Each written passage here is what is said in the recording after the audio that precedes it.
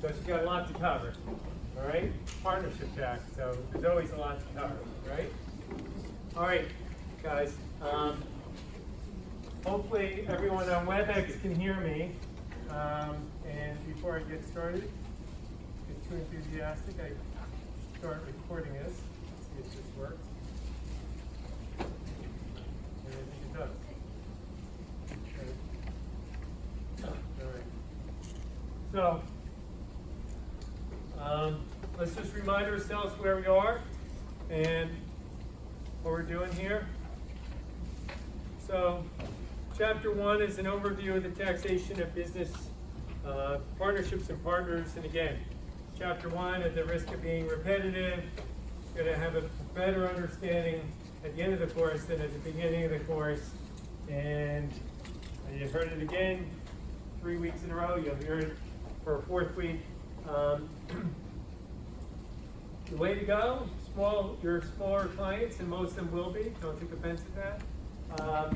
The way to go is to form an LLC, I think, rather than an S corporation. In most instances, there may be extenuating circumstances where a C or an S is more attractive, but for the reasons stated, and you'll see more, partnerships offer maximum flexibility, perhaps best embodied by the discussion we had last class and continuing today, particularly with respect to allocation, right? Unique in the business world.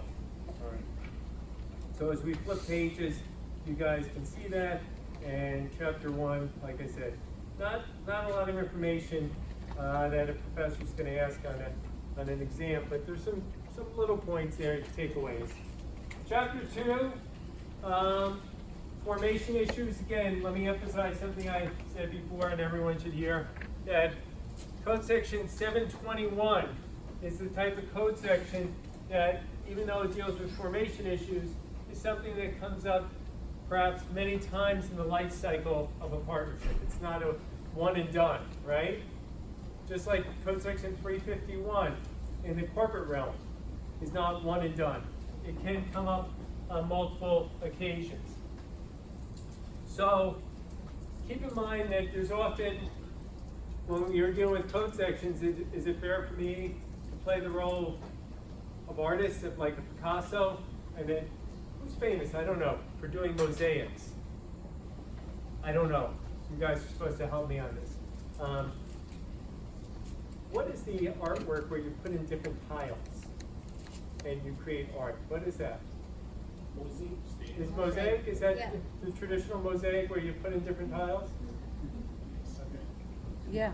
I mean, I'm trying to find out. I saw, just to share a little factoid, you know where the most impressive collection of mosaics I've ever have seen? Where did anyone been in different places in the world and said, boy, impressive mosaics? Where? Agra, Taj Mahal. Agra? Taj Mahal. Where? What country? India. The Taj India. Mahal. Okay, Taj Mahal. Okay, haven't been. All right, so Taj Mahal. Okay, my vote, and maybe you're right, Tunisia. What's the capital of Tunisia? I'm doing a blank. Anyway, in its capital, they have, because of the Greco-Roman traditions, just some tremendous mosaics there. Anyway. It's Tunis. Tunis. Tunis is the capital of Tunisia. Okay, so great mosaics. All right, now we're going to lose her. We have to get mute people, okay? Anyway, so why am I... Peter, we always seem to get your back here. All right? I don't know why you guys get my back. All right, we have your back here, metaphorically and literally. All right? And I'm not quite sure how to mute you, so... Go down. Next to the camera. Go up to his name. Okay, next to the camera. Yeah. Can if I take out his camera, will he disappear? I can't make Peter disappear. All right. He's a powerful man. He's like Oz. All right. Can you hear me? We can hear you still, so you may not want to say anything. Yeah, shut up. We'll be held against you. All right, Chapter 2, my mosaic. We have code sections at work. Code section 721, 722, 723, soon enough, code section 724, right? So we have these different code sections in play, and why are they in play? When someone makes a contribution of property, we need to know the inside and outside basis. Code section 722 tells us the outside basis. What code section tells us the holding period of that property? 1223.1, right? And it's taxed if it's 1231 or capital asset. And code section 723, right, Shannon, tells us the inside tax basis, right? And it's often carryover, right, to preserve the gains or preserve the losses. And code section 1223.2 tells us the holding period to the partnership, all right? So bear in mind when we ask questions on an exam or clients, often you have to do your analysis at two different levels, just like in corporate tax. What are the effects to the partners? What are the effects at the partnership level, right? So, guys, again, I'm saying this as a heads up. You will see on the exam, you will see on the midterm and likely even on the final, a formation question or two, right? Because these issues are going to come up in your practice. So don't be surprised. No one should fall off their chair if I ask a formation question akin to one very similar to one the authors ask you, because those are the kind of things you really have to have a command over. And if you don't, or if you're getting lost, please reach out to me sooner rather than later. The day before the exam is not a good day to try to reach out to me, okay? I'll respond, but it may be hard for you to absorb it by then. All right, so you're turning pages, so page 40, 41, good problem. Page 41 talks about partnership accounting, right? And maintaining capital accounts. We said capital account maintenance, very important. Why? Because it delineates your economic stake in the enterprise. We already acknowledged that if the partnership takes a liability, does it change your capital account? And the answer is no, right? Because that does not represent an additional economic stake on your part, it's the lender, all right? Then we discussed, beginning on page 51, not to torment you. I said, you may feel like the authors are trying to torment you by introducing code section 752, dealing with liabilities. We're gonna spend a whole chapter dealing with liabilities coming up shortly. Why do the authors do it here? Because people often contribute property subject to a liability. And the rules are vastly different if the liability is recourse versus non-recourse. And I said, you might consider taking out your red pen and circling the word recourse or non-recourse, because that will help you orient yourself which rules are apropos. And that extends to your clients too, all right? And often when you contribute property to a partnership, just like when someone agrees to assume your liability, if you remember in Crane, if someone assumes your liability, that's considered part of your amount realized, right? Everyone agree that that lessens your burden, right? And it represents akin to cancellation of indebtedness, right? Under code section 61, cancellation constitutes income. Well, if someone is agreeing, if I have a $100,000 liability and Viva and I now go into a partnership and she agrees to share half my liability, hey, I feel $50,000 richer because she's going to share in that onus, right? So that's considered the equivalent under code section 731 as a cash distribution to me, right? So when you're relieved of liability, you've seen this before in the income tax class, but now there's an extension in partnership tax, right? It's considered an accretion to your wealth, tantamount to a distribution. So you need to know your outside basis, because if the distribution amount exceeds your outside basis, can you go negative? No. So it can cause a recognition of it. So I don't want you to leave tonight or any night thinking that a partnership formation can never result in gain, right? You can, by shedding liability on a contribution, recognize income, right? All right, so we looked at that. We looked at, and we're going to look in more detail, non-recourse liabilities, because in some instances, Non-recourse liabilities, when the liability exceeds your adjusted basis, that is a minimum gain. Everyone agree? That if the liability, say, is 120, and your adjusted basis is 100, just like in the Tufts decision, if you walked away from that property, you would have to recognize $20,000. Agreed? If you just said, you know what, bank, here's the property back, right? That's what happened in Tufts. There's an automatic $20,000 recognition event. Similarly, with partnership tax, if you contribute that property, you do not shed that liability, right? You do not shed that liability if the liability is in excess of your adjusted basis. All right? We talked about organization and syndication expenses, and we said, gee, been there, done that, because we've looked at Code Section 195, 248, and now 709, for the fact that organizational expenses often have to be amortized over 15 years. And in some cases, when they constitute syndication expenses, they are non-deductible. We moved on to Chapter 3, and we talked about operations of a partnership. And we talked about generally Code Section 702, which deals with the fact that in 702, certain items have to be separately stated. And Code Section 703 that deals with the issue of the fact that a partnership, things are determined at the partnership level. For example, if a partnership holds securities long-term and you recently buy into a partnership, notwithstanding that you recently bought in, if the partnership sells the securities, you can secure a long-term capital gain. So we looked at Code Section 702, 703. We said the assignment of income doctrine took a back seat. We took a look at the mechanical rules. There's no cases under the taxable year, right? Code Section 706B. You're not going to see any cases because it's very, very mechanical, right? We looked at that there's 4 or 5 standard rules that apply. So there's no cases there because there's no issues insofar as that's concerned.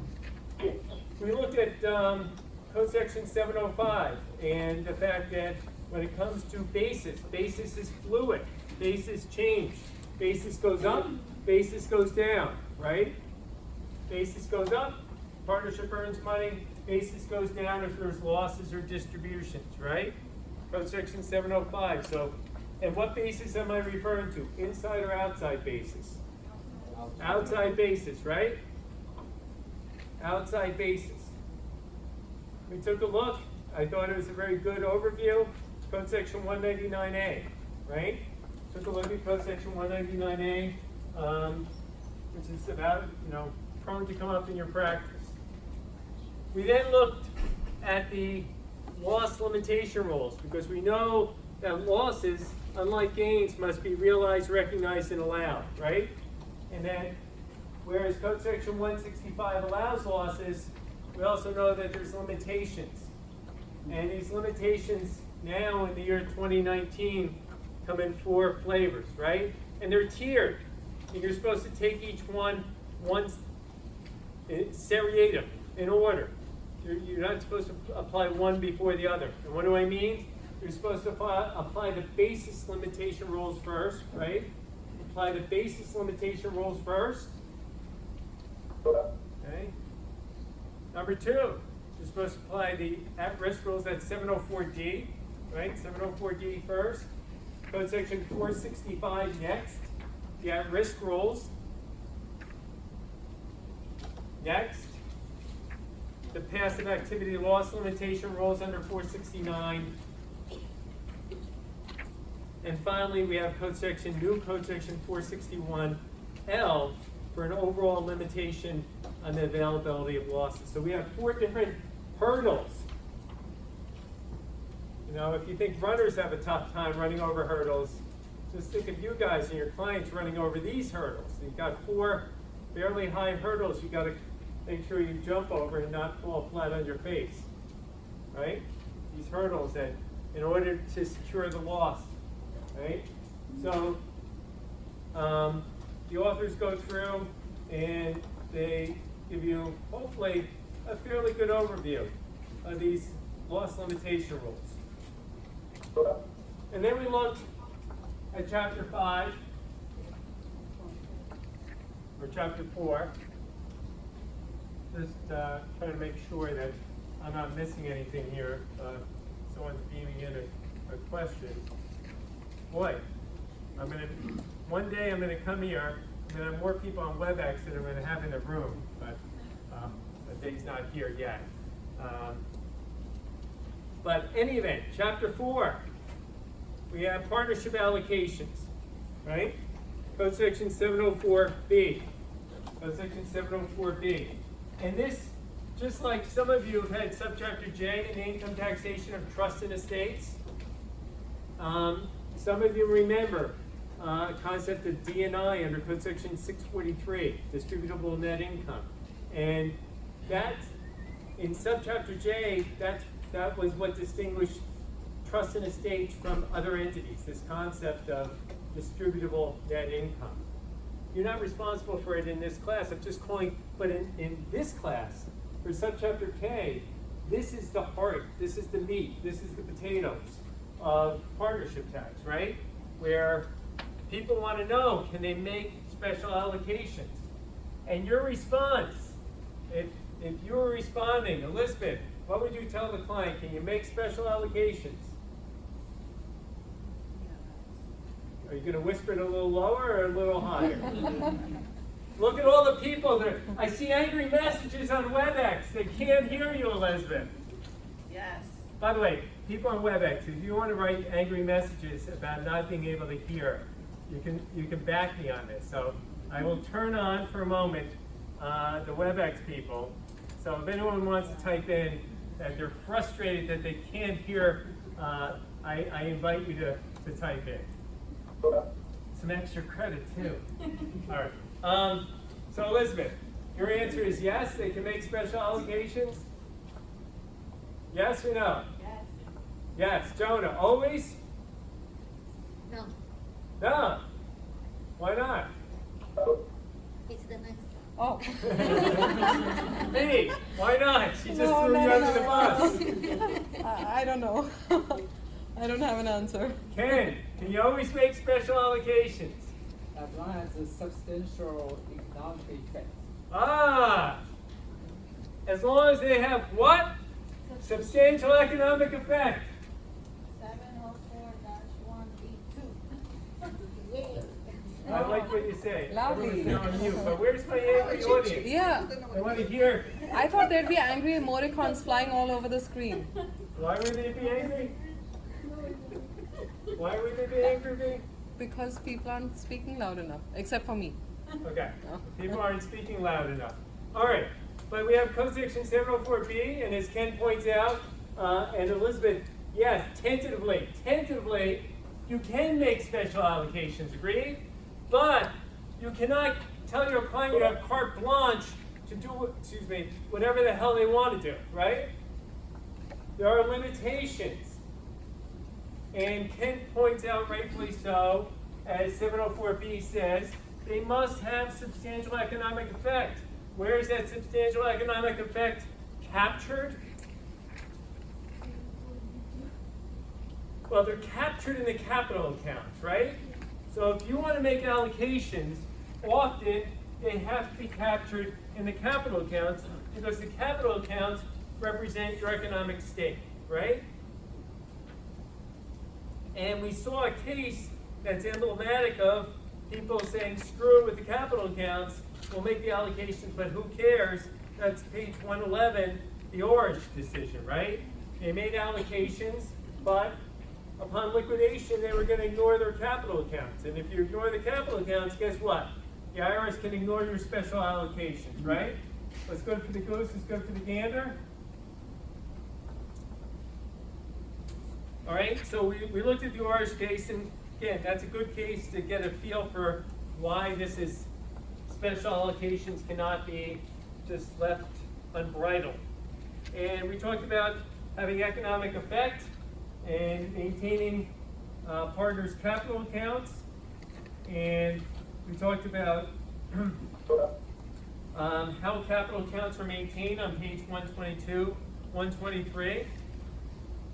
And the big, or Ken would probably point out on page 125 that these are the three major conditions on page 125.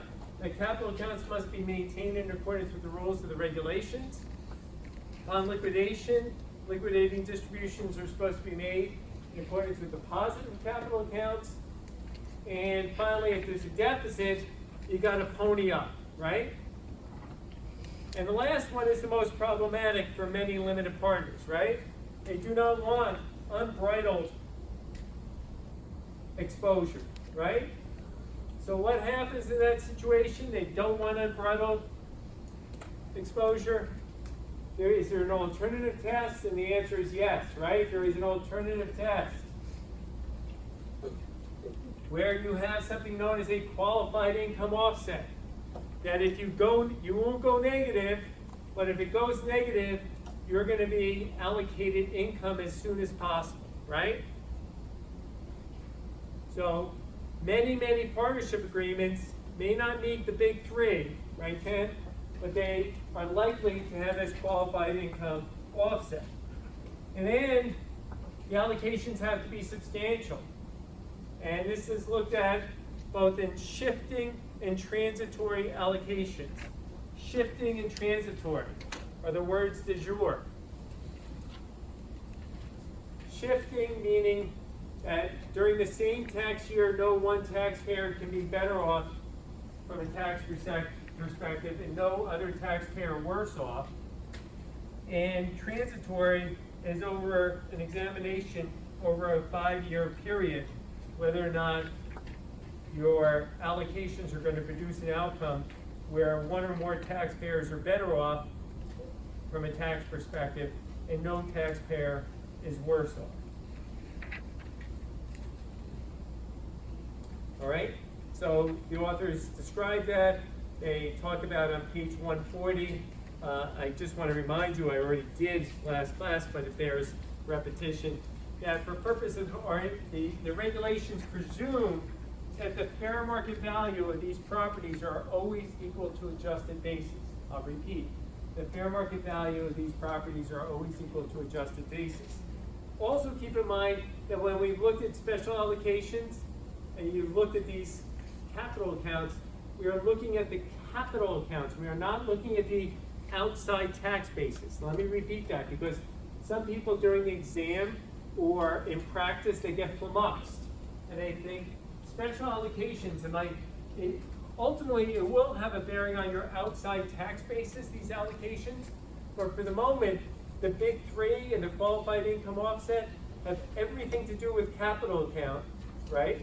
And nothing to do with outside tax basis. But you'll see the outside tax basis will be impacted based on the allocations you make. But for the moment, what we've looked at thus far in this chapter are maintaining capital accounts. Okay? And if you don't meet the requisites of these rules, you default into something known as PIP, partner's interest in the partnership. Okay? So if you don't meet these rules, what's the default rule? The default rule is to see what the partner's actual interest is in the partnership. Okay? What the partner's actual interest is in the partnership.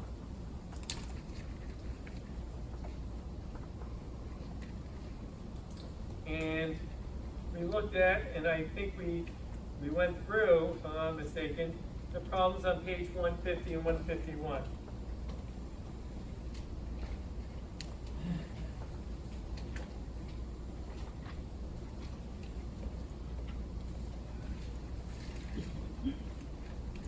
All right?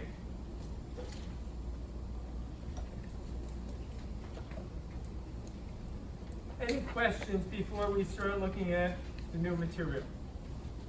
Anything anyone wants to share? Or substantive questions? Go ahead, Sandra. For section F, special rules, we should discuss that, that's what we I'd say again, I can't hear you. Page 148, under special rules. Page 148, special rules. Your question is? Because we never went through that, is that something, All it's saying is, under special rules, most of you are familiar with depreciation recapture, right? Under code section 1245. And I'm gonna simplify the rules, Sandra. To the extent you've got special allocations and depreciation, and now the property is sold at a gain, to the extent that you got the advantages of the depreciation deductions, essentially the depreciation recapture is gonna be allocated to the partner or partners who got the depreciation deduction, Sandra. Okay, that's what it comes down to. So you'll get tagged with the code section 1245 recapture. Wednesday, midweek, so people may have plans for this weekend, but did anyone do anything interesting this past weekend? I get to ask? No one did anything. I get to ask, and everyone knows what was the #1 box office movie this past weekend? Everyone said IT, but that's the wrong answer, but you're not alone, Minna. Okay, it's the Jennifer Lopez movie. Really? It's really. So anyway, it's really. Well, Why it's Jennifer Lopez, like, and the kind of movie it is, you see a lot of Jennifer Lopez. I can't answer that question, all right? But I can say, I was telling my income tax class, because I think I needed an example, that whatever she earned in that movie, on screen or off screen, is taxable income, right? All right. So, just to let people know, did anyone see it and have a quick review? So we're gonna admit seeing the movie. Hustlers, I think it's called. I'm never gonna watch that. All Why right, is Kevin it- will is it not, that but if shallow? anyone else saw it, no movie reviews? Hustler. All right, so that just means, guys, once again, you guys lead very sheltered existences. Sorry, Kevin. So that just means October 26th, mark your calendar. I gotta bring you guys out, all right? Because it appears on weekends you're leading sheltered existences. So please mark your calendar. Professor Bring your Sullivan? partnership tax book, Min is saying, and I will hopefully see everyone here Saturday night with your significant other. Professor Sullivan? Yes. Can some of us come in Indian clothes? Come Because in what? it's a special weekend. Yes, and you can come, in- but just for everyone's sake, tell people the Hindu holiday of. Diwali. Diwali. That weekend is Diwali weekend, which Starts on represents. Sunday, not Saturday, Well, depends on where you're from. But from New Jersey. okay, we'll say that Sunday is the day. All right, so if you but- want to come in the appropriate garb, I encourage and welcome you to. Yeah, I mean, if anyone wants to buy Indian clothes, go to Edison. On Oak Tree Road, you'll see plenty of stores and All right. knock so yourself it'll out, be- I guess. What V's trying to say, it's going to be very festive, okay? So please come Saturday night. I sent an email with the link again, so consider coming, unless you have a very good excuse, and I can't think of any. All right, you ready? Let's talk about the new material. I try to give you a heads up because people get somewhat confused when it comes to non-recourse. Was some of your heads spinning reading this material? This is challenging, right? This is challenging material. Okay? It talks about allocations attributable to non-recourse debt. And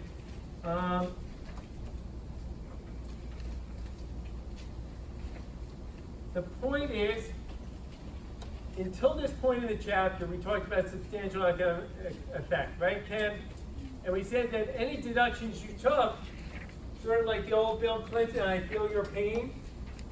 You felt pain, or the partner felt pain, right? Because their capital account went down, right? And the capital account going down connotes, right, Jacqueline, pain. Is that a yes or no? I need vibrancy, yes! Yes, right? Okay, so with non-recourse deductions, Jacqueline, is there any pain? No pain, right? Because it's not your neck on the line. If the debt is not repaid, right? Just like Tufts, you can walk away. Everyone agree? All right, so keeping that in mind, that it's an impossibility to have substantial economic effect, right, with respect to these deductions that emanate from non-recourse deductions, right? By their very nature, non-recourse deductions are not painful, right? Because You're not on the line. What the regulations say is that if you're going to take these deductions, someone's going to take these deductions, right? And essentially, I'm going to paraphrase and simplify this, that if you take the deduction, what is the quid, Chrissy, what is the quid pro quo? I say Chrissy, Chisholm, what is the quid pro quo of taking these deductions? What must you have? I said Chrissy, Chrissy, what do you need? Basis? Well, you always need basis, but what particularly do you need in order to get a non-recourse deduction? It's the peanut butter and jelly of non-recourse. Vicki, what do you need? Say again, Viva? And any kind of gain? Income. Capital gain. Capital. I feel like I'm playing a game of.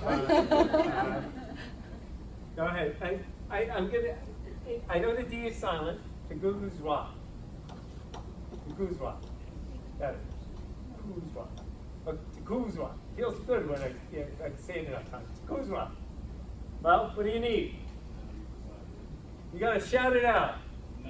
But we have a non-recourse. We're taking a deduction. As a result of taking a deduction, what do the Treasury regulations insist upon? And Viva hinted at it. I'm being a little bit, not any kind of gain, minimum gain chargeback. Right, Nikki? You need payback.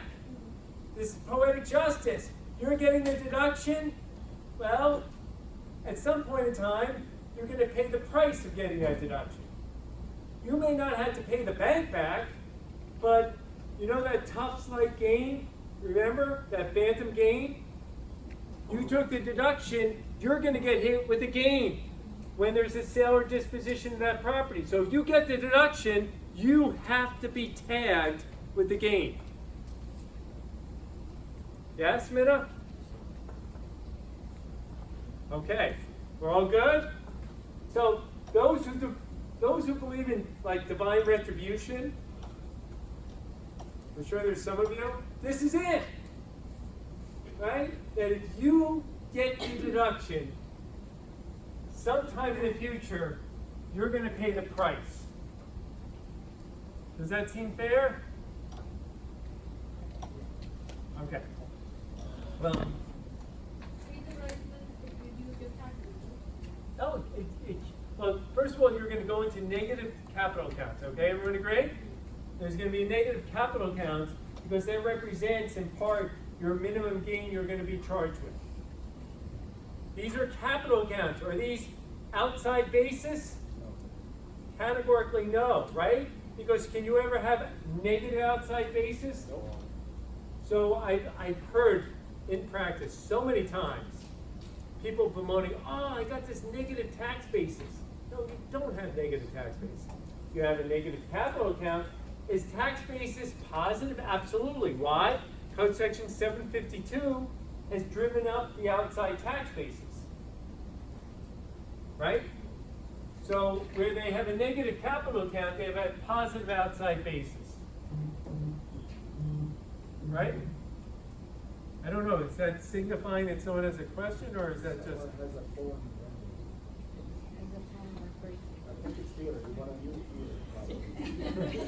Peter said something. Being told that we should mute you. All right, we're gonna Peter mute gave you. the answer first. Peter, we always get to see your back again. I'm telling you. I feel like we're in some movie like The Godfather.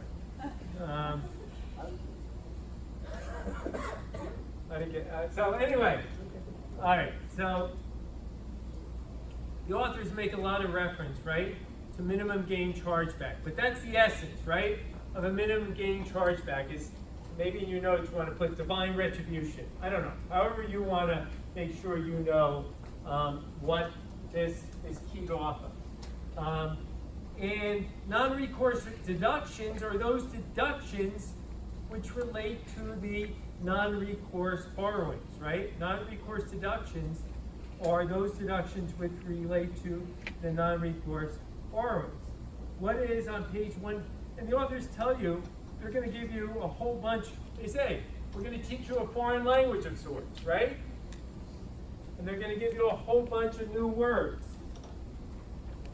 Partnership minimum gain. So there's several new words.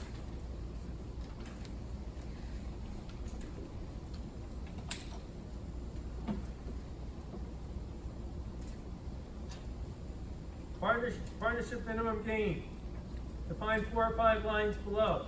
The excess of the non-recourse liability over the adjusted basis of the property securing the debt. Been there, done that, right? Everyone knows what a partnership minimum gain is, right? Is this really a new word for anyone here? This is when the liability, say, is 120 and the adjusted basis, right? The inside basis, not the outside basis, the partnership inside basis on that property is 100, right? And the debt on that property is 120.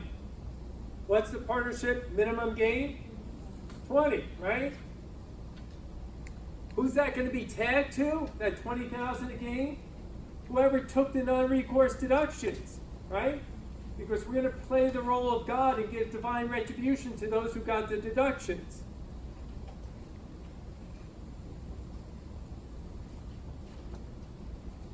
So you can read that. I mean, there's a lot of reading, guys. There's no shorthand version of how to do this. And I just point out in my notes that, again, even though you have limited partners who don't want to go negative, they can, right? And they often have qualified income offsets, right? So if you remember, under the alternate test, they're not supposed to go negative, right? For purposes of non-recourse deductions, they can go negative. With the predicate of what? Why can they go negative? If the partnership agreement has a minimum gain chargeback. They cannot go negative unless the partnership agreement has a minimum gain chargeback.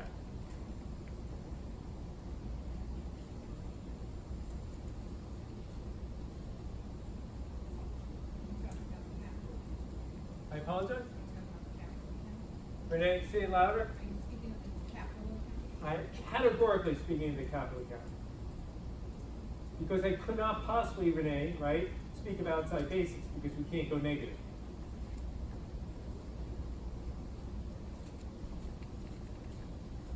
What are non-recourse deductions? How do they come up?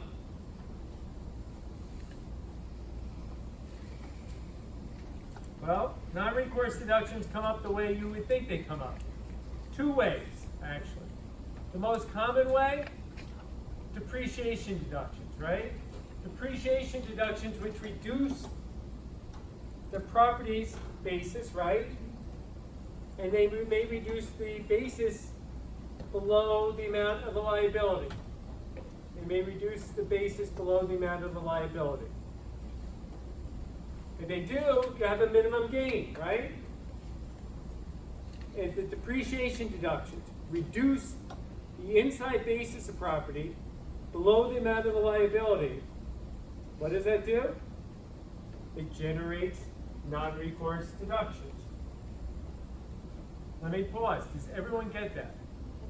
If not, during the break, you must drink 2 cups of coffee. Oh. Anyone missing that? Julia, you got that?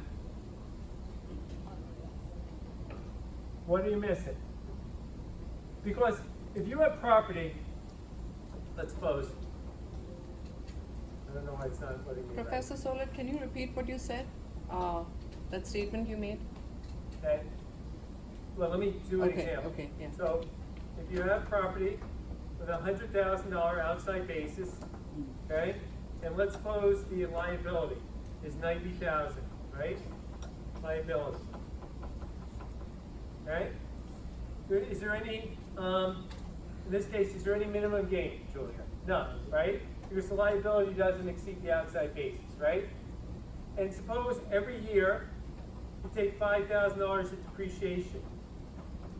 Okay? For the next 2 years, there's no minimum gain. But in year 3, when the adjusted basis goes down to 85, and assume the liability remains at 90, all of a sudden you generated $5,000 in minimum gain, right? Because now if you walk away from the property, under Tufts, the minimum gain, right, the amount realized is deemed to be 90, and the adjusted basis is 85, right? The adjusted basis now is 85. You can't walk away without a $5,000 recognition event, right? That's minimum gain. That $5,000 that in year 3, this $5,000 deduction, depreciation deduction, is a non-recourse deduction. Julia, a little better? Everyone else, a little better? Right? That is a quintessential non-recourse deduction. Right? These are tough-like gains. Tough, right? Tufts. Just in case people are wondering, what is he saying? Tough? Tufts. That's the U.S. Supreme Court decision. T-U-F-T-S. Right? Tufts decision. That's the case that was decided subsequent to the Crane decision. Right? So when I say Tufts-like gain, that is a U.S. Supreme Court decision. It's not tough as in T-O-U-F. Well, it's tough to master this, but it's the Tufts opinion. That was a little homonym pun on words, but no one seems to be smiling, so it's a joke in my own head. All right, so we have non-recourse deductions primarily, right, relating to depreciation deductions, but refinancing, right? When you refinance property, that causes not the basis to go down, it can cause the liability to go up, right? If the liability goes up, right, Julia, that can trigger or cause minimum gain. Okay, right? That's the other side. If they take out a refinancing and the liability goes up, that can cause minimum gain. And then with respect to the refinancing, there's two options. You can have the graph going in two ways with respect to refinancing. Is the refinancing used as working capital? Okay, working capital. And if it is, who got the deductions? In other words, they borrow $20,000. When they say they, the partnership borrows $20,000, refinances the property, and it gives rise to $20,000 in deductions under 162. Who got those deductions? Whoever got those deductions, guess what? That represents minimum gain, right? Because if that additional refinancing causes, and we're going to see an example or two like this, if that causes the liabilities to be in excess of basis, whoever got those deductions, once again, divine retribution, they're going to have to pay back if there's a minimum gain. And secondly, what happens if there was a distribution? So there could be a refinancing and the funds are distributed.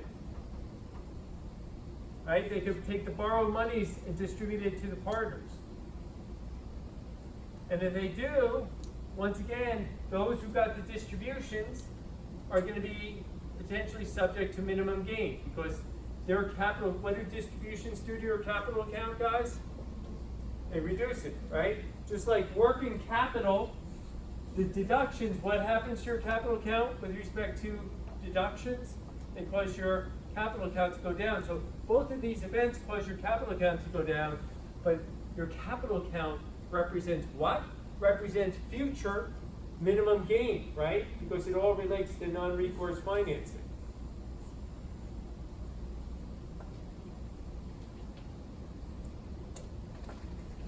It comes together. I know you're finding this hard to believe.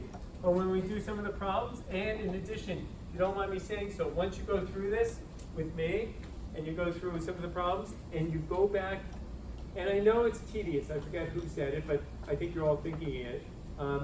If you go back through the regulations the authors ask you to read, and there's several examples under each one of these, they're pretty straightforward. So I encourage you to really go back after we're done this weekend, right? Kevin, if you're not seeing Hustlers, to do this and read the regulations, all right? So Kevin, expect to be called on because I know where you're not gonna be this weekend. All right? All right, so, I'm sorry. The liability proceeds are distributed. It was, I wasn't clear about how they were distributed. what happens when proceeds are distributed, the refinancing is distributed, what happens to your capital account, those who get the distributed proceeds? Does your capital account go down? Yes. Doesn't that represent a reduction of your economic stake in the enterprise? Yeah. What happens to your capital account? It gets reduced, right, Renee? And it can be reduced into negative territory because this represents minimum gain. So that, I'm not sure if I'm being responsive to your question, but that's what happens. There's a reduction of the partner's capital account. You'll see this in a few minutes. We're going to go through one of the problems, and if I don't answer your question, you can say, nope, you missed it. All right? So, and on page 156, 157, you don't mind me saying this, Renee? If you focus on those two pages, let's put it this way. In my notes, on page 155, they talk about non-recourse deductions relating to depreciation. And on page 156, they talk about refinancing, which causes non-recourse deduction. So I encourage you, Renee, to look, and others, to look at pages 156 and 157.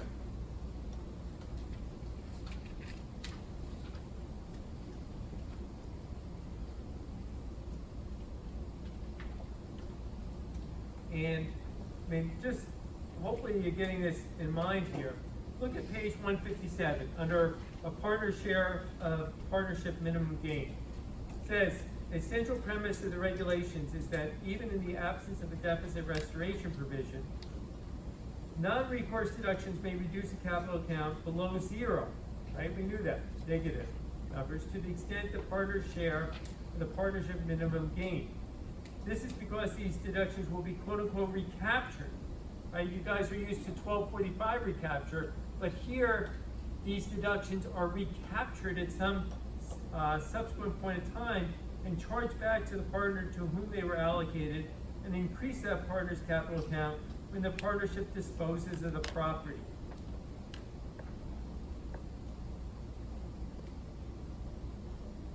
All right? And they point out on page 158, minimum gain chargeback. And if you look at 7 or 8 lines down, I'm just sharing with you. I am in no way being original. These authors, right on 7 or 8 lines down after minimum gain chargeback, they have in quotes, payback time. Everyone see payback time? Well, I've said it and now boom on. But these authors are important. And they say it, so you can listen to them. You don't need to listen to me. Payback time. That's my way of saying divine retribution. They're calling it payback time. Right? This is when, at some point in time, each partner is going to get tagged with the minimum gain. And they talk about when is minimum gain recognized on page 158. The last paragraph. There are several triggering events. I have written it in my margins. Beginning on the bottom of page 158, I have written triggering events that will cause divine retribution. Okay, divine retribution just doesn't happen, right? Well, maybe it does, but for partnership purposes, it just doesn't happen, right? There's got to be events. So on the bottom of page 158, the most popular time when there's divine retribution or payback time is if this property is sold, right? Or if the property is foreclosed upon. That's going to reduce the minimum gain. When I say reduce, there's going to be a triggering of the minimum gain, right? So if the property in question is sold, all of a sudden we have an event. And then I have on the next page 159, event number 2, the second full paragraph. If the debt is reduced, if the debt is reduced, That too may give rise to the minimum gain chargeback. And at the bottom, the fourth full paragraph, a similar policy applies when the partnership debt is converted. So if the non-recourse is converted into recourse, yet another event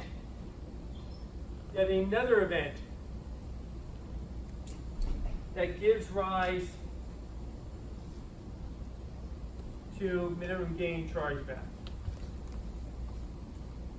Where does this leave us? On page 160, that if you want to get non-recourse deductions, you have your usual test. You have our usual test.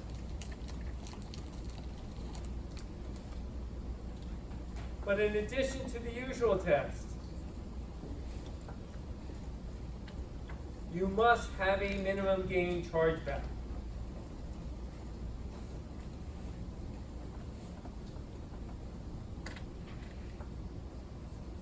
So you must have a minimum gain chargeback.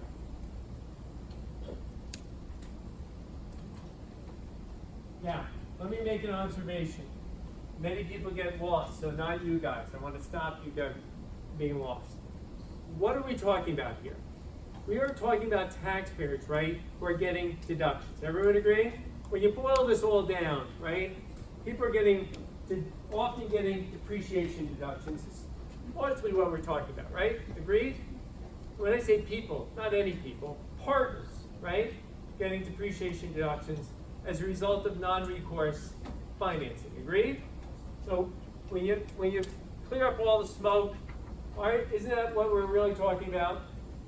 Partners getting deductions, right? If you hear me say that, what code sections do you want to connect and make sure you don't overlook? If you hear about partners getting deductions, what code sections do you not want to overlook? I know it's at the tip of your tongue, so look at footnote 156. This is on page 161. It is important to remember that any tax benefit from allocations of non-recourse deductions are also subject to the at-risk, passive activity loss elimination rules, and 461L, which in many cases may postpone the deduction until the property is sold. The point I'm making is don't forget that even if you get the deduction because you meet all these requirements, right? So in theory, you're entitled to the deduction. Those loss limitation rules may nevertheless put the brakes or postpone the partner's ability to secure the actual deduction, right? So my point is, I don't want anyone here to leave and feel like a hero if you can say, yeah, you can get that special allocation and it has substantial economic effect. And I looked at your partnership agreement, it's right there, you got the minimum gain chargeback. So you get that deduction. Doesn't mean you get the deduction, it means you can be allocated the deduction, right? But it doesn't mean you get the deduction. Everyone got that distinction? Because I know some people, do high fives or dancing around the hallways, they got the deduction, but it ain't true. It's a mirage because they forgot to look at these other loss limitation rules, right?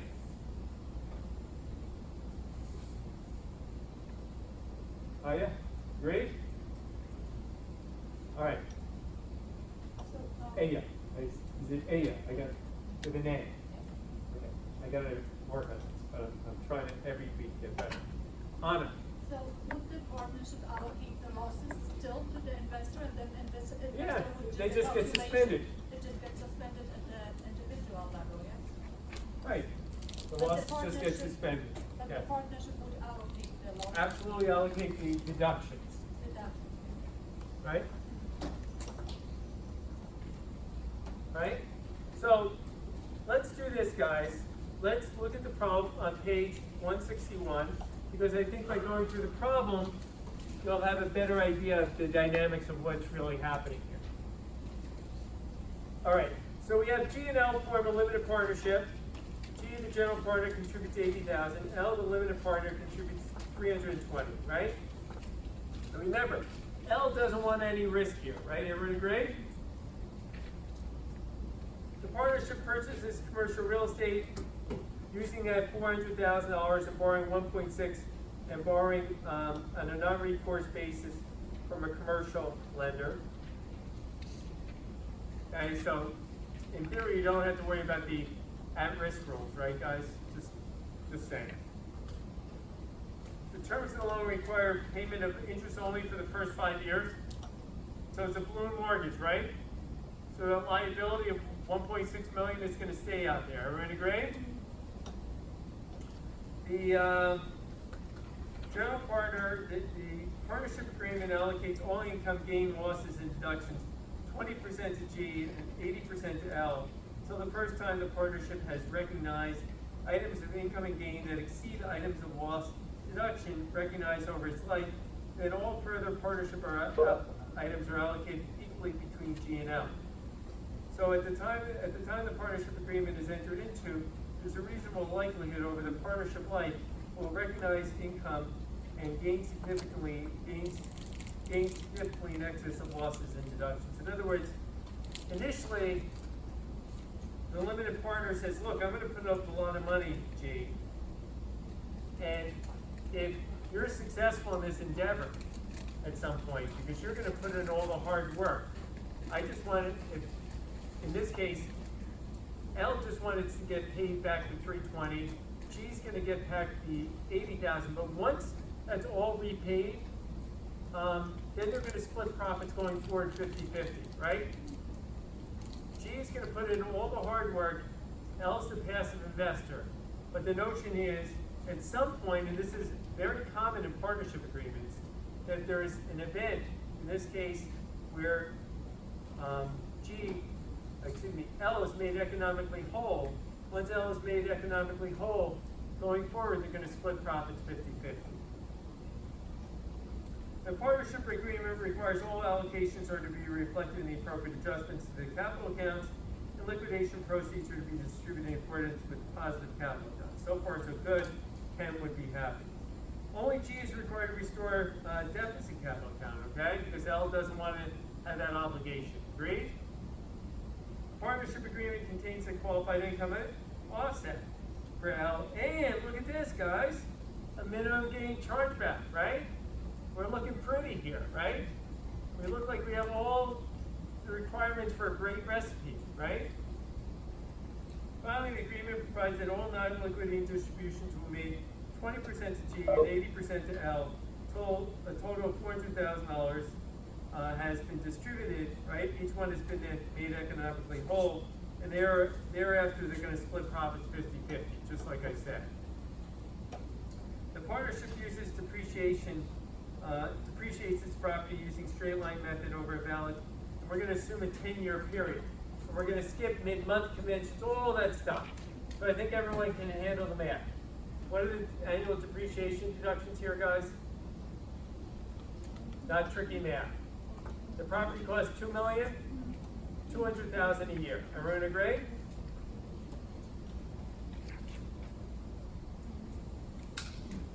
Everyone see that? That's $2 million divided by 10.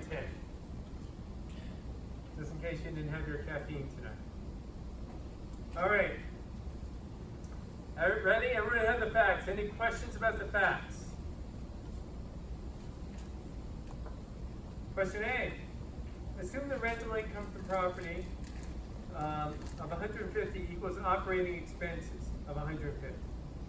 Determine the allocation of the partnership cost recovery deductions in each of the 3 years of operations and determine the partner's capital account at the end of each year.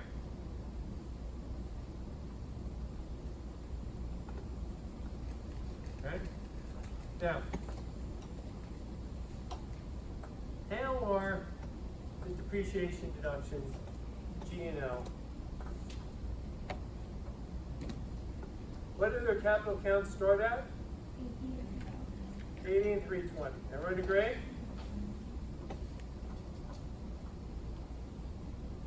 Now, we said that depreciation deductions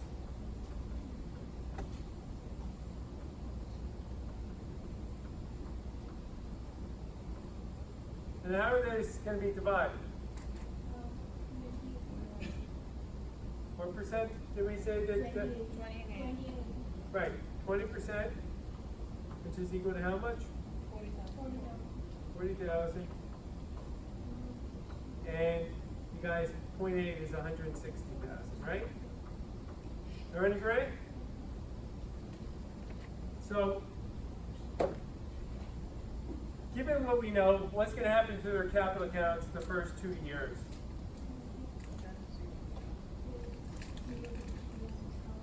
The outside basis, excuse me, the inside basis of the property, by the way, each year goes down by how much?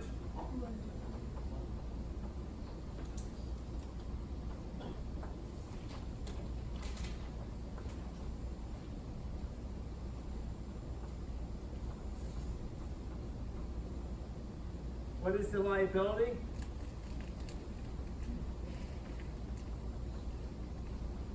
It's 1,600,000, right?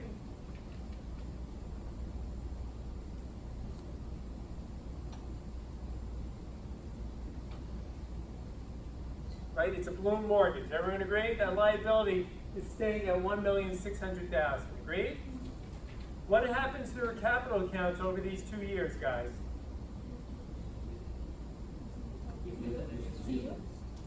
They go down, right, by the amount of depreciation deductions, right? So the first year, year one, what's G's depreciation deduction? 40? Year two?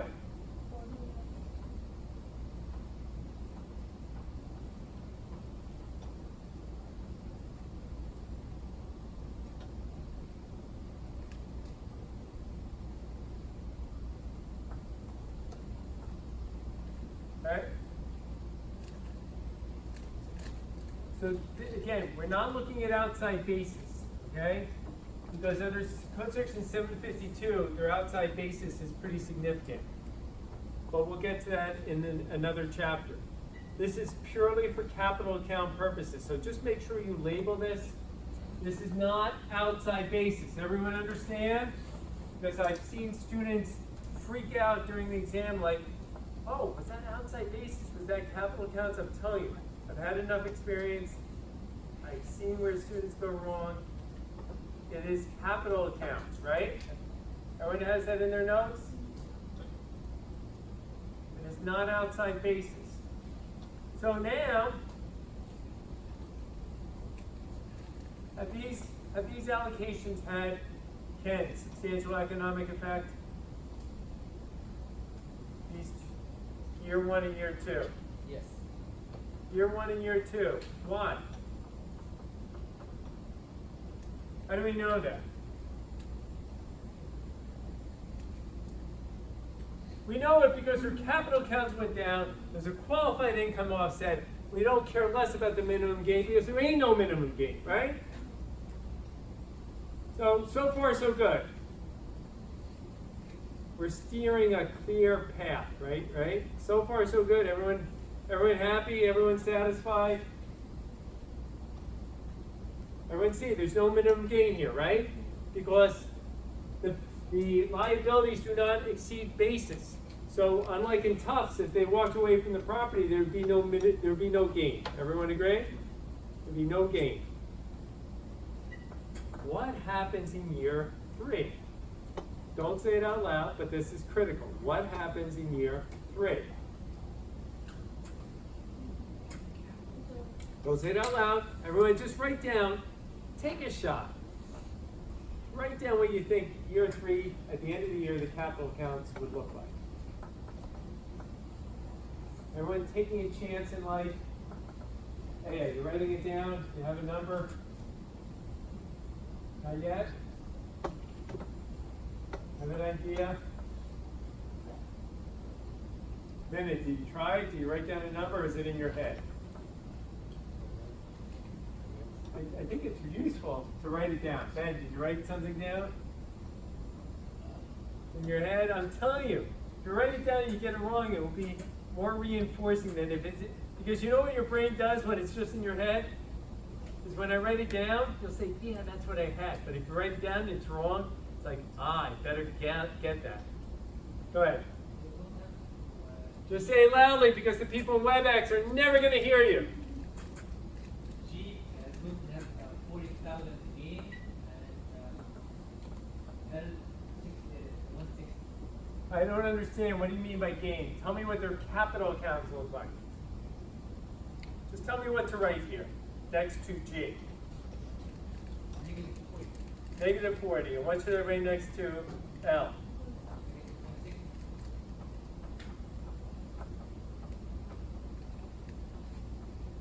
Doesn't it become equal after year 2? No, that's only when they start turning years profits. They haven't turned profits yet. Okay. So what happens to the adjusted basis?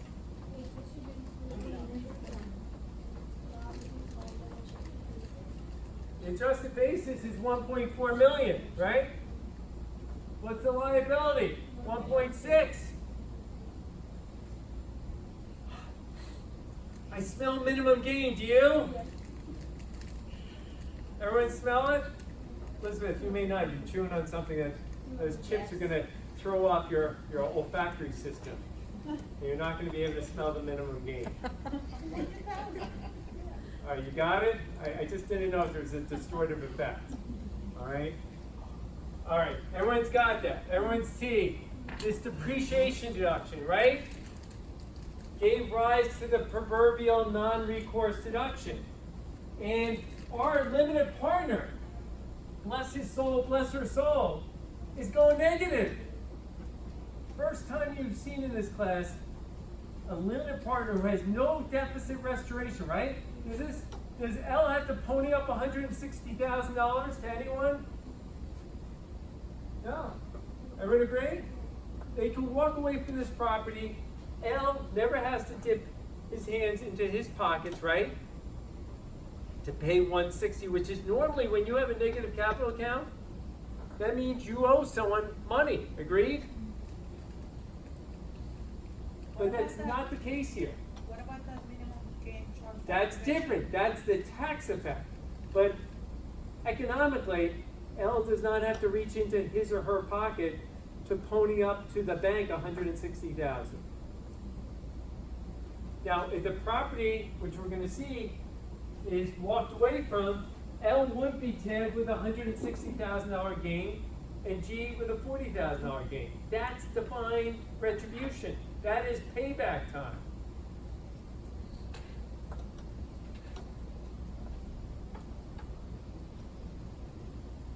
All right? So, the authors say, during the first 3 years of operation, determine the partner's capital accounts, and you know what?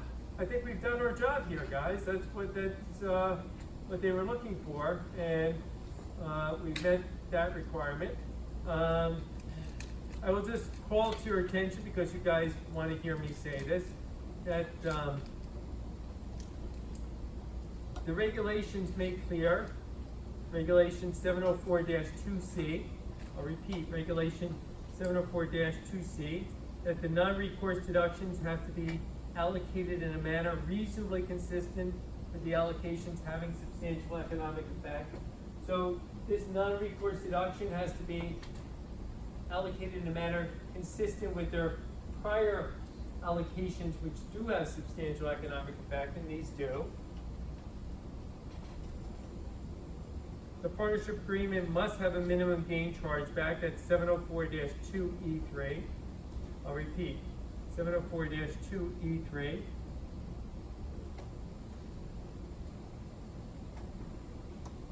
And I'll just point out to you, because there's just a plethora of examples.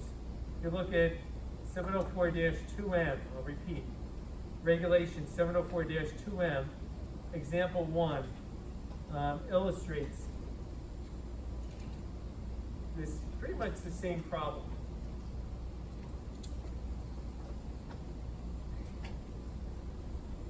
Again, there is no, in year 3, there is no economic burden suffered by the partners. No economic burden suffered by the partners.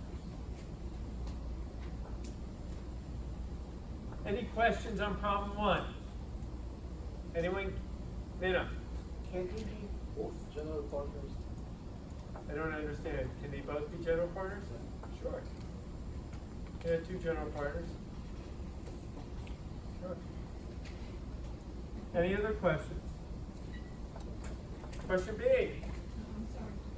The 200,000 minimum partnership minimum gain is allocated the same percentage. In this case, it is. Doesn't have to be, but it is. And we'll see some examples when it is. Okay?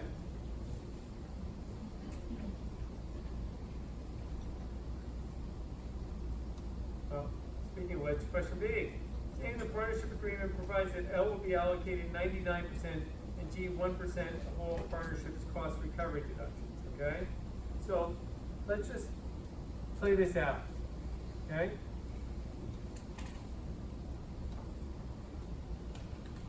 So obviously L is hungry in this problem B for deductions, right? So let's start off with their capital accounts, right, at 80 and 320, right? Everyone agree? And we know the depreciation deduction for year one is how much? 200,000. So how much is G going to get? 2,000. 2,000. How much is L going to get? 190. 198, right?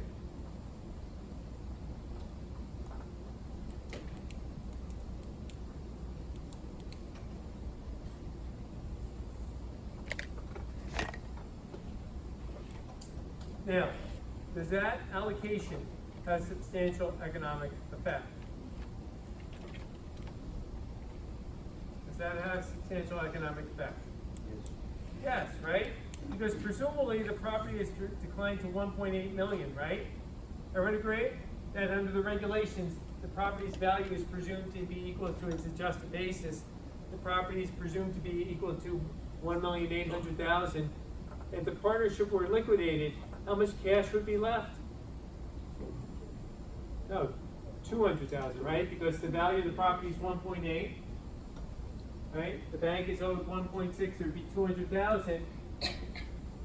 G would get 78,000, and L would get 122. So certainly L felt the consequences, right, of getting this allocation, right? Ken, there was substantial economic effect.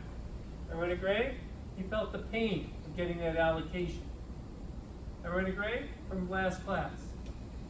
This has nothing to do with minimum gain chargeback. This has everything to do with substantial economic effect.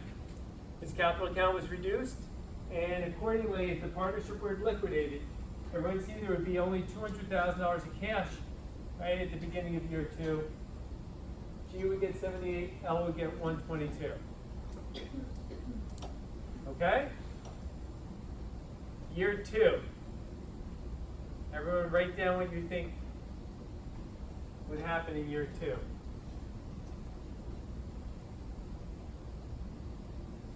Write down what the ending capital account would be. Take a chance, Ben.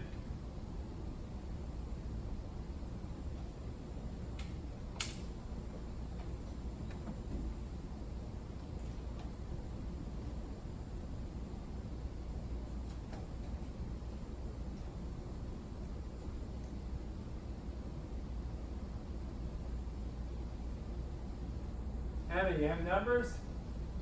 I have 76. 76? David, what do you have? You just gotta say it louder. I have 76. 26? 70. For whom? For G.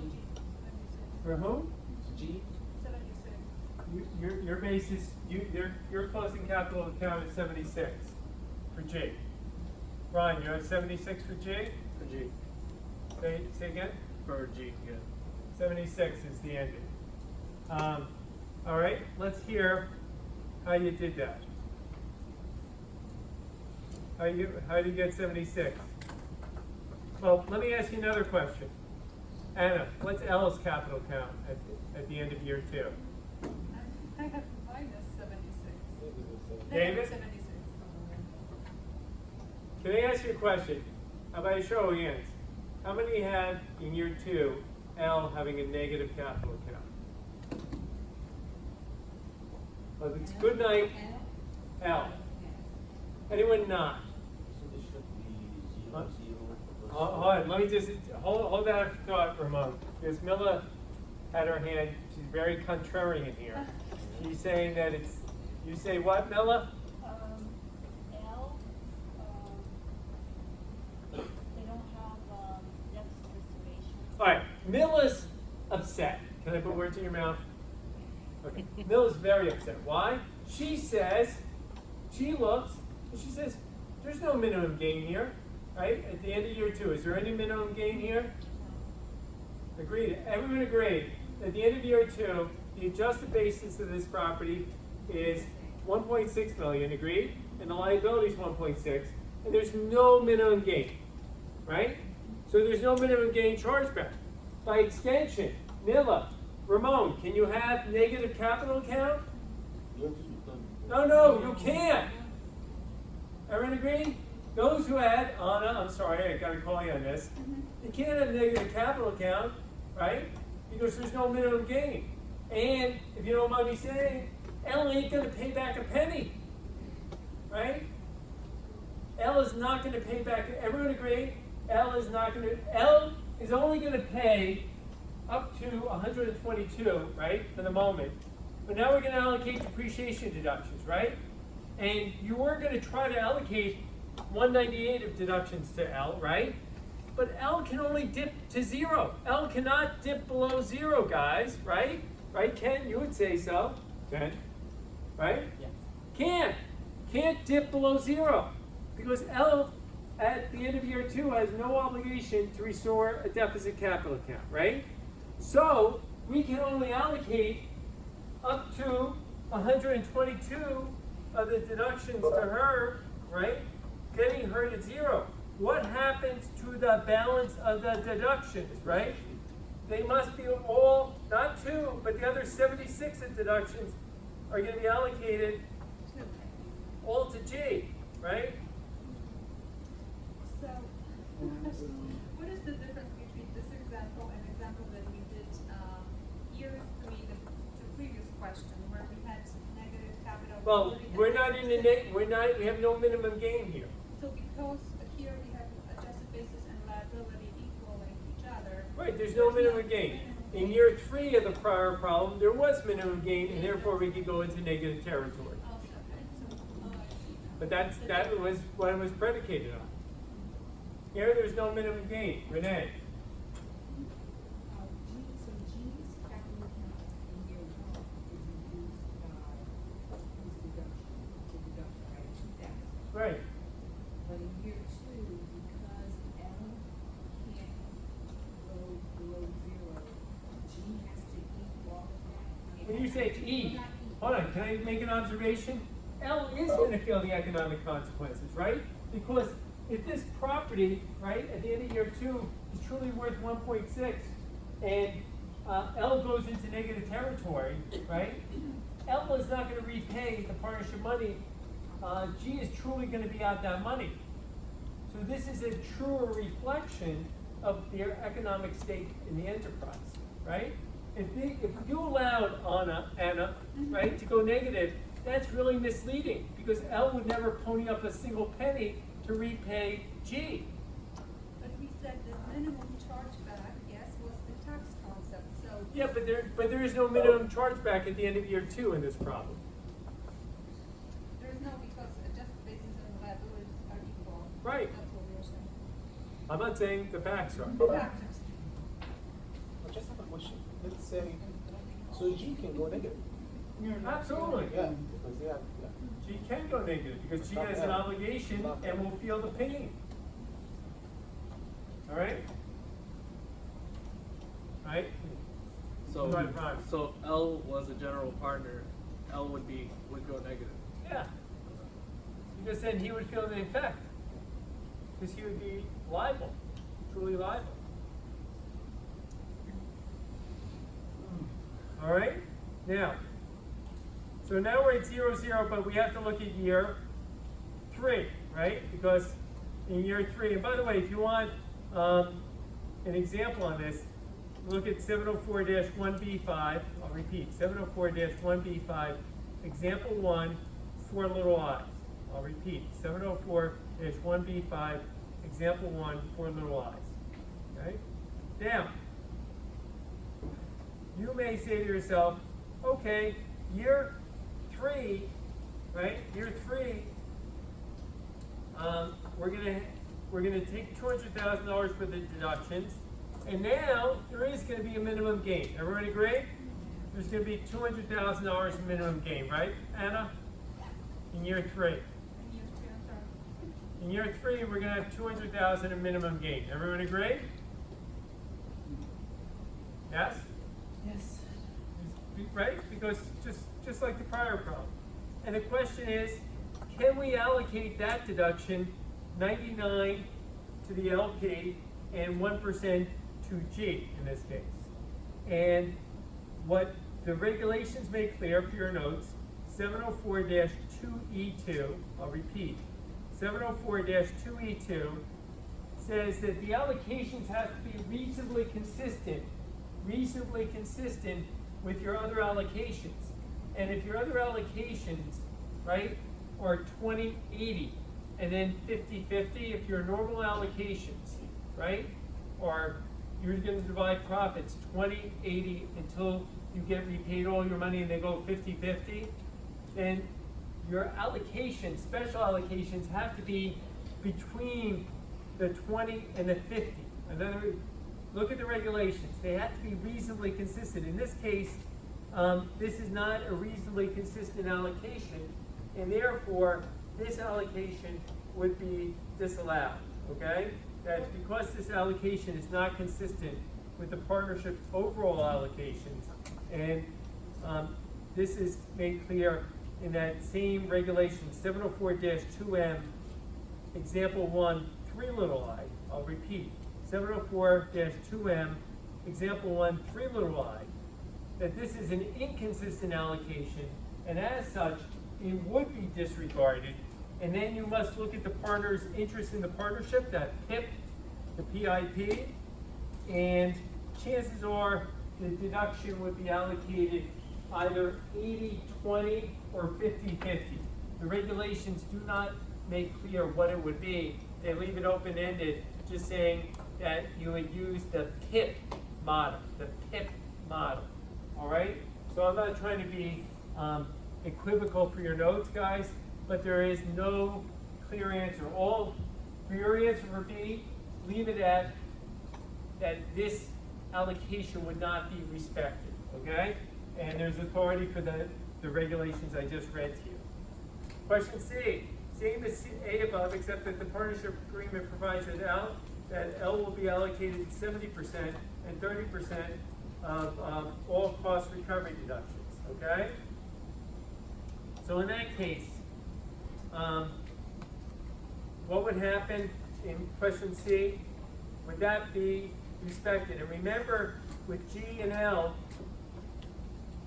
okay, with G and L, you would essentially get back to 0-0, okay? It would be 0-0 at the beginning of year 3. And the question is, now that $200,000 in deduction would be 140 and 60.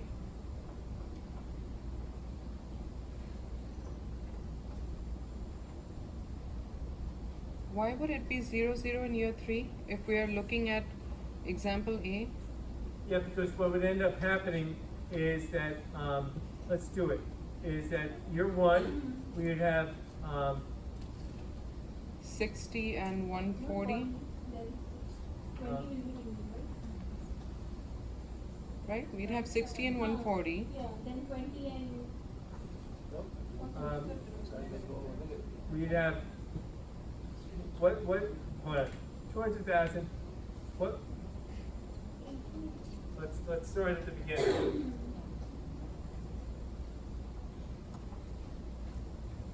So, G and L would start at, what do they start at? What do they contribute? 8320. 320, and the depreciation deductions are 200,000. So it becomes 60, 140. yeah, 140.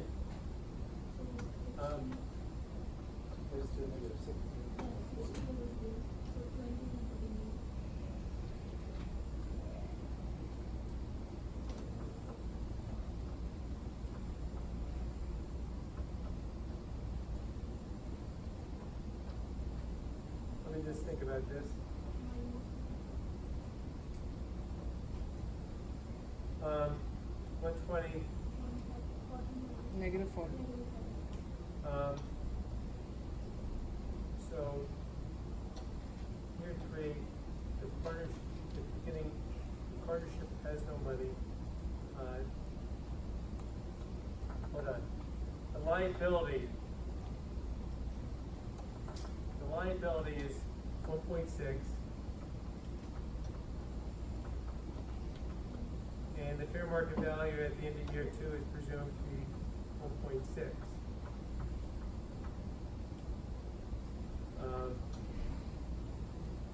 I'm going to think about this over the breaks for our purposes, okay? Go ahead, Dave. So, because the liability and the value of the property is at 1.6, shouldn't G not be allowed to go negative? And shouldn't G only get a deduction of 20 in year 2? Why only? Oh, G is general. Sorry. Yeah.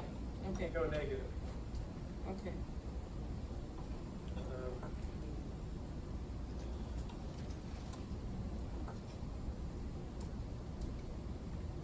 Think about this. Look, for your note, for our purposes, and over the break, I'll take a look at this. The important takeaway on this is the deduction would be allowed. Why? The allocation in year 3, okay? Why would the allocation? Because this is reasonably consistent. So for your notes, for problem C, let me give you a regulation. This is regulation 704-2M, example 1, too little I. I'll repeat, 704-2M, example 1, too little I. Okay? And why do the authors have this? Because this is, I'm going to say for the moment, just follow me, and then I'm going to try to prove back into this. If the capital accounts were 0, and in year 3, we allocated it 60, 140,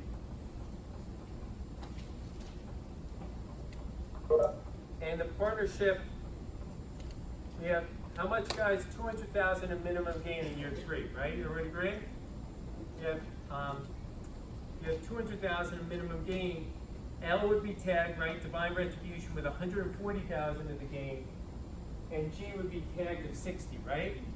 If you go along with my numbers for the second. The only point, again, the authors are making a point in problem B and C. B is impermissible because it's not reasonably consistent with the other allocations the partners have. C is permissible because it's reasonably consistent with the other allocations. Question D, I just want to try to do this before the break, guys. So, question D. Is there an allocation under the minimum gain chargeback in A above if at the end of the year, for G contributes 80,000, L contributes 320 to the partnership, which uses the funds to pay down the $400,000 of liability? Okay? So now, they're going to contribute funds, right, in problem D to reduce the amount of non-recourse liability. Okay? So if you recall from problem A, at the end of year 3, what was their capital accounts? Right? Why? Because the liability, if you recall, was still 1.6 million, and the adjusted basis, right, was 1.4. So there's a minimum gain of 200,000, agreed? At the end of year 3. And then they took another $200,000 of depreciation deductions, right? So the adjusted basis was reduced, right, to 1.2 million at the end of year 4, right? So there's 400,000 of minimum gain. What happens with those depreciation deductions?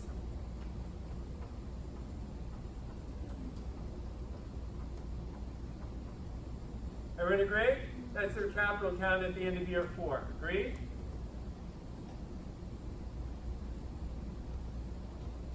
What happens if they make capital contributions? What happens to their capital accounts, guys?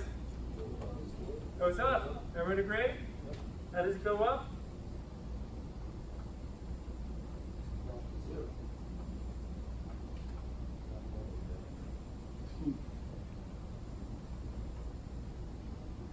Now, this represents what?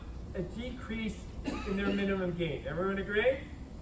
This represents a decrease in their minimum gain. And normally, when you have a decrease in a minimum gain, usually it triggers a minimum gain chargeback. I'll repeat. Normally, a reduction of your minimum gain triggers a minimum gain chargeback. What's my authority for that? 704-2F1. I'll repeat. 704-2F1. But 704-2F3, I'll repeat, regulation 704-2F3 says this is not true if the reduction of your minimum gain is attributable to a capital contribution. So in this case, right, there would be no triggering of the minimum gain because there is a capital contribution. I know you're thinking to yourself, well, is there an example on this? Yes. 704-2M, example 1, 4 little i's. I'll repeat. 704-2M, example 1, 4 little i's. Okay, that there is no minimum gain here.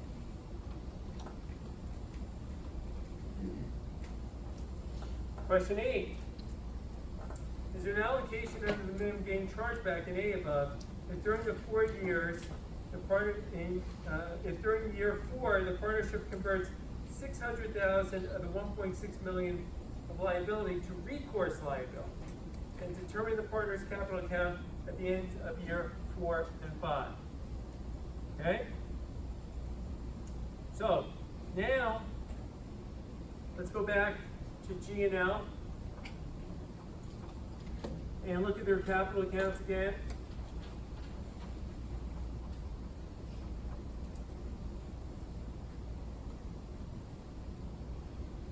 At the end of year 3,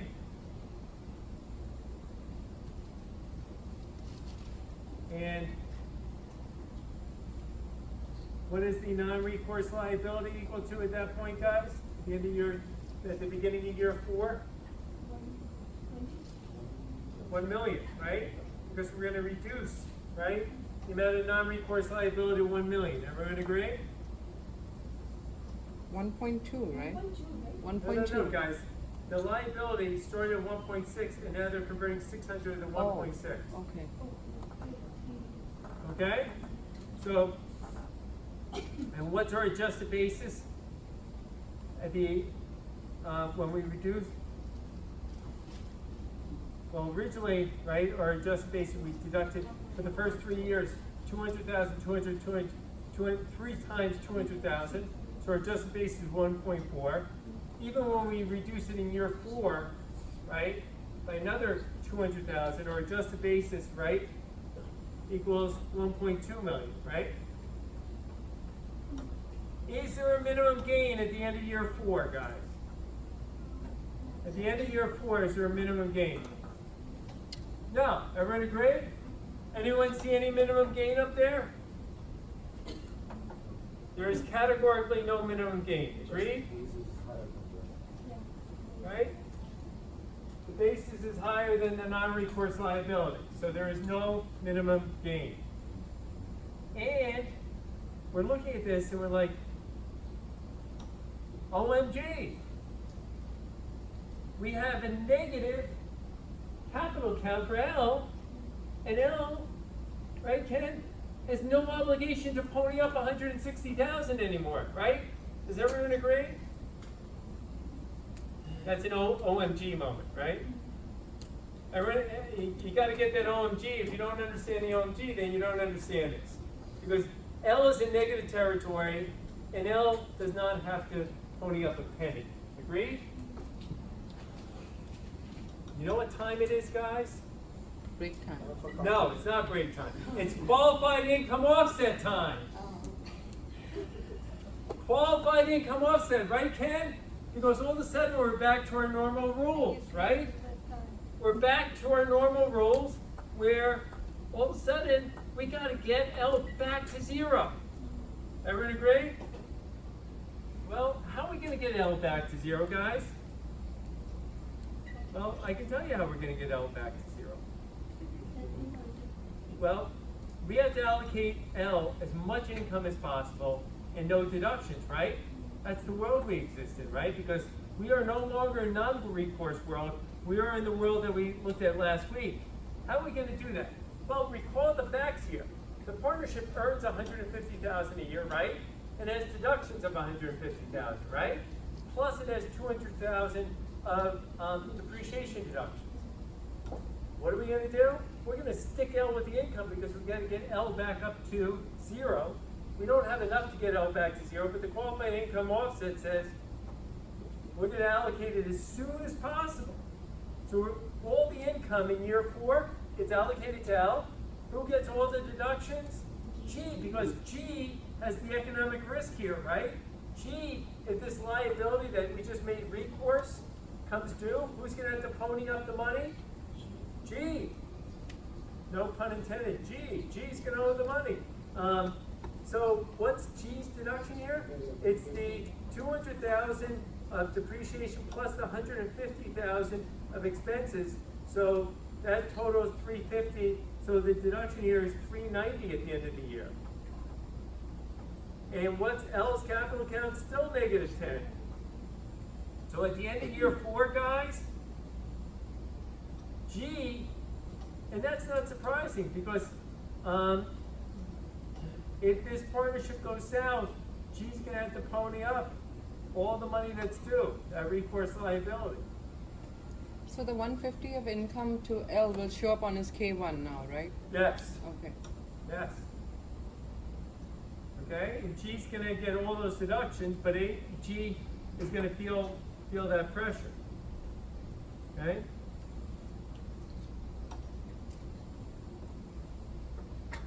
What if the partnership didn't have income, that we are just waiting until it has income? I'm sorry? If the partnership didn't have income, that we You are just have to be patient. just patient? Yep. Okay, and in year 5, let's go through this because it does say in year 5. So in year 5, is there going to be any minimum gain, guys? No, we're going to take in year 5 another $200,000 of depreciation deductions, right? And there's no minimum gain. Everyone agree? There's no minimum gain. So let's go through how are we going to allocate our deductions here? Well, remember the partnership has $150,000 rate of income and $150,000 of expenses, right? Everyone agree? So what we're going to do here is we're going to have to allocate in year 5 $10,000 of income to L, right? We know that because L has to get back to 0. And what's going to happen here is that G, right? G has $350,000 of deductions, right? That's the $150,000 of expenses, $200,000 of depreciation deductions, minus $140,000 of income. Why 140? Because there was $150,000 of income, but we used up 10 of the income, right, to allocate it to L. So his capital account adjustment is 210. Why doesn't L get any depreciation adjustment? I'm sorry? Why doesn't L get any depreciation adjustment? Because he'll go negative. Because he can't go negative. There's no non-recourse deductions here. All right? So at the end of year 5, and this should make sense because there's a $600,000 recourse liability, right? So if the bank comes knocking, whose door is the bank going to come knocking on? G. And guess what? Because the qualified income offset, the numbers work out perfectly. So G would be left to pony up $600,000 here. Final question, and then yes, B, we will take a break. All right? B, not B, F. F. What results under the facts of A if in year 4, in that year when the property is appreciated in value, the partnership incurs additional $300,000 of non-recourse liability, and it makes a distribution of the proceeds of $60,000 to G and $240,000 L, okay? So it's gonna distribute the proceeds. And we're back to the facts of A, okay? And if you recall the facts of A, at the end of year 4,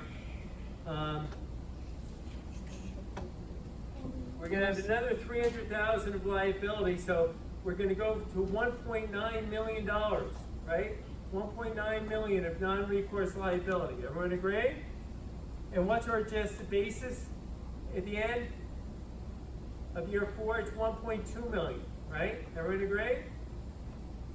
That's our adjusted basis. What's our minimum gain?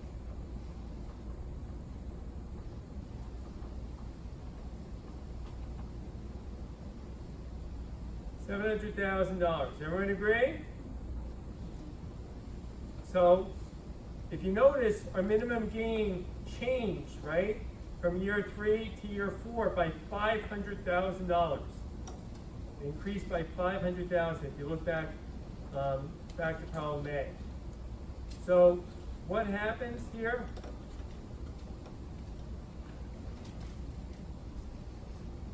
Our capital accounts for G and L started out at negative 40 and 160.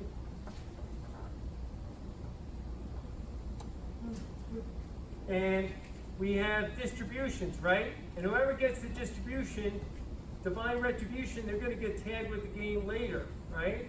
So we have no problem allocating the 300,000. I believe LG gets 60, so that's going to cause her capital account go down by 60. L gets 240.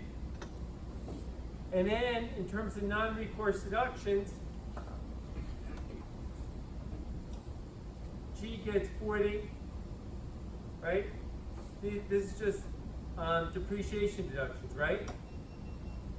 So at the end of year 4, what are their capital accounts? Negative 140 and negative 560. What does that equal?